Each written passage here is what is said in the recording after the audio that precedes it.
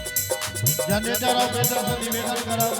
जे करी जनरेटर के वोल्टेज बढ़ा दियो।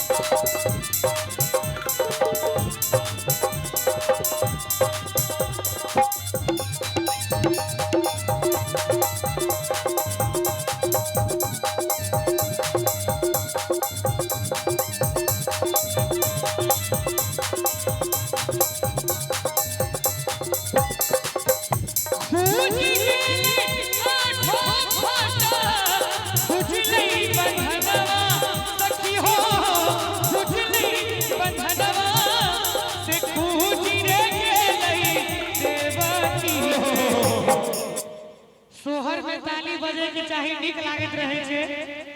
से खूजी रे गेलई देवकी के बंधन में होला से खूजी रे गेलई देवकी के बंधन में होला से जना देवकी के